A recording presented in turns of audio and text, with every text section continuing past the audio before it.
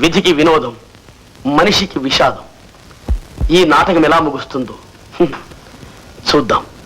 మహారాజా, కళ్యాణ ఘడియ వచ్చినప్పుడు వరుడు తనంతకు తానే నడుచుకుంటూ వచ్చి రాకుమారిని వరిస్తాడు. ఆ సమయం రావాలిగా. నా బాధ సమయాన్ని గురించి కాదు మిత్రమా. ఆ వచ్చే వరుడు మహావీరుడు, సంపన్నుడు, సుక్షిత్రుడైతే చాలు. నీవు సర్వజ్ఞుడివి. నా సోదరుని వరించి ఆ అదృష్టవంతుడెవరు? నువ్వే చెప్పు.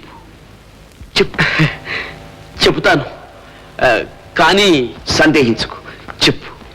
మహారాజా, ఊహ కన్నా నిజం భయంకరంగా ఉంటుంది. అంటే మీ సోదరి విజయసుందరీదేవి హృదయవర్తి. మీరనుకున్నట్లు చక్రవర్తి కాదు, ఒక సామాన్యుడు. ఏమిటి నువ్వు అనేది? మరేం లేదు మహారాజా, మీ ఆశలకు విధి వ్యతిరేకంగా ఉందంటున్నా. మీ ఆత్మశాంతి కోసం అబద్ధమాడమంటే ఆడతాను, కానీ నేను చెప్పేది అక్షరాల నిజం. విధి లిఖితాన్ని ఎవరూ తప్పించలేరు మహారాజా. విధి లిఖితం మిత్రమా, అజేయ పరాక్రమ సంపన్నుడైన ఈ పురుషోత్తమ మహారాజు సహోదరుని ఒక సామాన్య మానవుడు కనీసం కన్నెత్తి చూడటానికి కూడా సాహసించలేదే. అటువంటిది వరించటమా? అసంభవం. అలా జరిగితే మా అధికార బలంతో విధిని జయిస్తాం. ఎందుకండి అలా ఉన్నారు? ఏమిటి ఆలోచన? ఏమీ లేదు. కాదు, మీరు మనసులో బాధపడుతున్నారు. నాతో చెప్పరు? చెప్పడానికే ఉంది. మహారాజు గారు తన సోదరిని పెద్ద చక్రవర్తికిచ్చి పెళ్లి చేయాలని ఆశపడ్డాడు. కానీ ఆ రాకుమారి ఒక సామాన్యుడైన తోటమారిని గాఢంగా ప్రేమించింది. ఆశ్చర్యపడడానికి ఇందులో ఏముంది? ఆకాశంలో ఉండే చంద్రుడికి, కొలంలో ఉండే కలువకి అనుబంధాన్ని కలిగించిన ఆ దైవమే వాళ్ళిద్దరికి కూడా ఈ అనుబంధాన్ని కలిగించాడు. విధికి వినోదం, మనిషికి విషాదం. ఈ నాటకం ఎలా ముగుస్తుందో చూద్దాం. మహారాజా, కళ్యాణ ఘడియ వచ్చినప్పుడు వరుడు తనంతకు తానే నడుచుకుంటూ వచ్చి రాకుమారిని వరిస్తాడు. ఆ సమయం రావాలిగా. నా బాధ సమయాన్ని గురించి కాదు మిత్రమా. ఆ వచ్చే వరుడు మహావీరుడు, సంపన్నుడు, సుక్షిత్రుడైతే చాలు. నీవు సర్వజ్ఞుడివి. నా సోదరుని వరించి ఆ అదృష్టవంతుడెవరు? నువ్వే చెప్పు. చెబుతాను, కానీ సందేహించుకు. చెప్పు. మహారాజా, ఊహ కన్నా నిజం భయంకరంగా ఉంటుంది. అంటే మీ సోదరి విజయసుందరీదేవి హృదయవర్తి. మీరనుకున్నట్లు చక్రవర్తి కాదు, ఒక సామాన్యుడు. ఏమిటి నువ్వు అనేది? మరేం లేదు మహారాజా, మీ ఆశలకు విధి వ్యతిరేకంగా ఉందంటున్నాను. మిత్రమా, నీవు చెప్పింది అబద్ధం. అది నిజం కాకూడదు. నీవు పరిహాసానికి అంటున్నావు. నా సోదరి మీద నాకున్న అనురాగాన్ని పరీక్షించడానికి అలా అంటున్నావు. అంతే కదూ? అంతే అని చెప్పు మిత్రమా. మహారాజా, మీ ఆత్మశాంతి కోసం అబద్ధమాడమంటే ఆడతాను, కానీ నేను చెప్పేది అక్షరాల నిజం. విధి లిఖితాన్ని ఎవరూ తప్పించలేరు మహారాజా. విధి లిఖితం మిత్రమా, అజేయ పరాక్రమ సంపన్నుడైన ఈ పురుషోత్తమ మహారాజు సహోదరుని ఒక సామాన్య మానవుడు కనీసం కన్నెత్తి చూడటానికి కూడా సాహసించలేదే. అటువంటిది వరించటమా? అసంభవం. అలా జరిగితే మా అధికార బలంతో విధిని జయిస్తాం. మహారాజా, మీరు పొరపాటు పడుతున్నారు. విధికి నదికి ఎదురీదిన వారు ఒడ్డుకు చేరలేరు ప్రభు. మిత్రమా, అవును సార్వభౌమ, ఈ ప్రపంచంలో ఇదివరకు ఎందరో రాజులు రాజ్యాలు పాలించి రాచరికం అనుభవించి అంతరించారు. శ్రీరాముడు, నలుడు, ధర్మరాజు వంటి పురాణ పురుషులే విధి వంచితులైనారు ప్రభు. కావచ్చు, కానీ వారి కష్టాలకు కారణం వారి మనోదౌర్బల్యం. నీవు చెప్పిన పురాణ పురుషుల్లో విధిని జయించిన వారు కూడా ఉన్నారు. సత్య హరిశ్చంద్రుడు, సతీ సావిత్రి లాంటి ఎందరో పుణ్యమూర్తులు విధిని ఎదిరించి జయించి మాట చెల్లించుకోలేదా?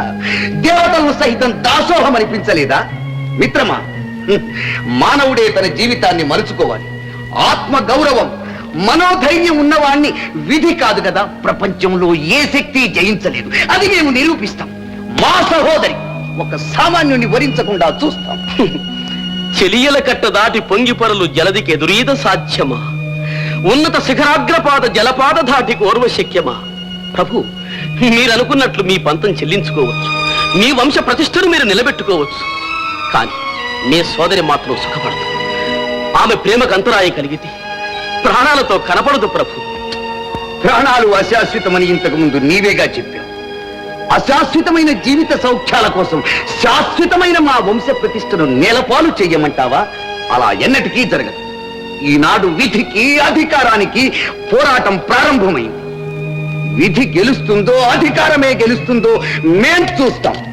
చివరకు విధి ఓడిపోయిందని నీ చేతనే ఒప్పిస్తాం. ఈశ్వరేచ్ఛ. యువరాణి, ఏమిటి రాజద్రోహి? నువ్వెక్కడా, నీ అంతరం ఎక్కడా? యువరాణితోనే ప్రణయం సాగిస్తావా? మహారాజుకే ద్రోహం తలపెడతావా? నిన్నేం చేసినా పాపం లేదు. ఆగు, ఆయన మీద చేయి చేసుకున్నావంటే మర్యాద దక్కదు. యువరాణి, అవును, మా విషయంలో జోక్యం కల్పించుకోవడానికి నీవెవరు? మీ అన్నయ్య లాంటి వాణ్ణి, మీ వంశ మర్యాదకు కాపలావాణ్ణి. మనసుకు నచ్చిన వాణ్ణి మనవడ్డం మర్యాదకు భంగం కాదు. అయినా మా స్నేహంతో నీకు సంబంధం లేదు. కానీ నీతో తెంచుకుందామన్నా తెగని రక్త సంబంధం నాకుందాం. అది తెంచుకోవటానికి నీవు సిద్ధమైతే ఆ మాట నా ముఖం చూసి చెప్పమ్మా. మహారాజా. కాదు, నేనిప్పుడు మహారాజుగా రాలేదు. మహారాజుగా వచ్చి ఉంటే ఈ పాటికి నీ తల కోట గుమ్మానికి అలంకారం అయి ఉండేది. పాల సముద్రము వంటి మా వంశ గౌరవం విష సముద్రంగా మారి భయంకర దావానలమై మనందరినీ భస్మం చేసి ఉండేది. కానీ నేనిప్పుడు మహారాజుగా రాలేదు.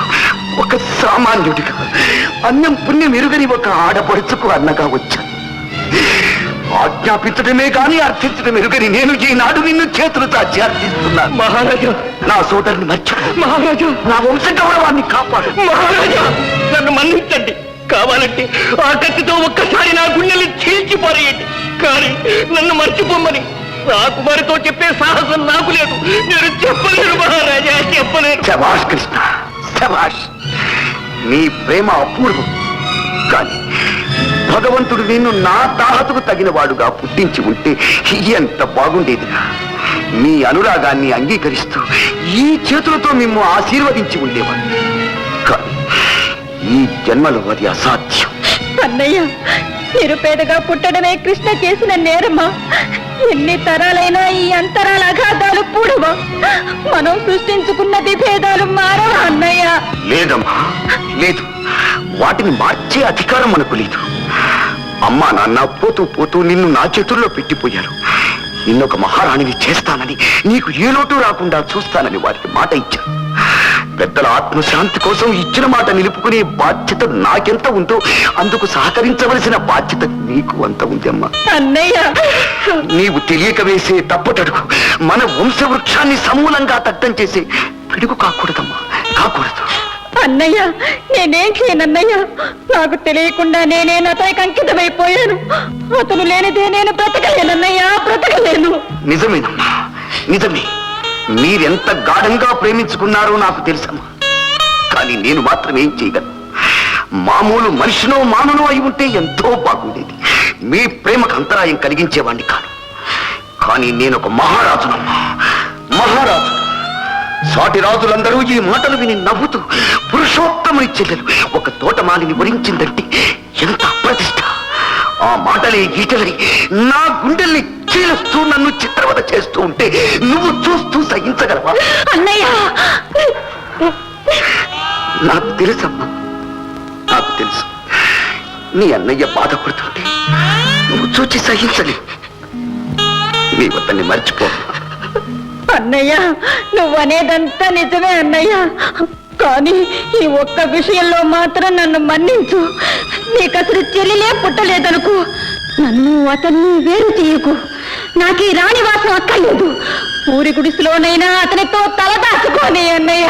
విజయ, మరొక్క మాట మాట్లాడావంటే నేను రాక్షసునైపోతాను.